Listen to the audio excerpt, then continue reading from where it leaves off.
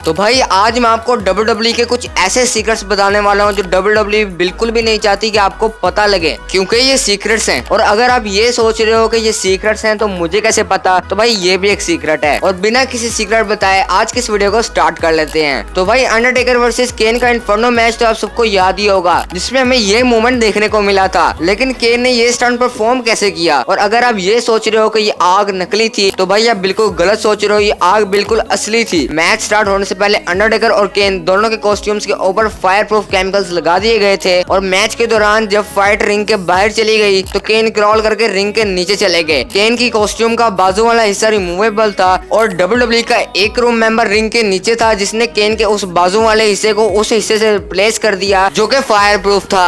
और उससे पहले उसने केन के बाजू पर ठंडक देने वाली जेल भी लगा दी, जिससे केन ये स्टंट सक्सेसफुली परफॉर्म कर पाए। तो भाई अगर आपके ज़हन में ये आता है कि अंडरटेकर अचानक रिंग में आ जाते हैं और अचानक से ही गायब हो जाते हैं, लेकिन थैंक्स टू दिस फैन जिसने अंडरटेकर की स्ट्रिक को एक्सपोज कर दिया। और इस क्लिप में हम क्लियरली ये देख सकते हैं कि अंडरटेकर मैच से पहले ही रिंग के नीचे छुपे हुए थे और जब टाइम आया तो वो रिंग के नीचे से निकलकर रिंग के अंदर चले गए। और अगली दफा जब आपको ये ट्रिक देखने को मिले तो समझ जाना ही कैसे परफॉर्म की गई है। तो भाई WWE के 90s की सबसे बेस्ट मोमेंट में से एक ये मोमेंट भी है जब जैक रॉबर्ट्स रिंग में एक स्नेक ले आते हैं और वो स्नेक माचो मैन को काट लेता है। और सब इस बात से हैरान थे कि WWE ने स्टंट कैसे परफॉर्म किया। और अगर आप ये सोच रहे हो कि ये स्नेक फेक था तो आप बिल्कुल गलत सोच रहे हो। उस स्नेक तो एकदम रियल था, लेकिन उसकी जहर वाली थैली निकाल दी गई थी, लेकिन उसके दांत अभी भी मौजूद थे। इसलिए जब स्नेक ने माचो मैन को काटा तो उनके बाजू में से खून आने लगा। और एक हफ्ते बाद माचो मैन को काफी तेज बुखार हो गया। और मजे की बात ये है कि माचो मैन तो बच गए, लेकिन वो स्नेक मर गया। WWE ने स्नेक का तो जहर निकाल लिया, लेकिन माचो मैन का निकालना भूल गए। तो क्या आपको पता है कि जो WWE अपने सेगमेंट्स में माइक इस्तेमाल करती है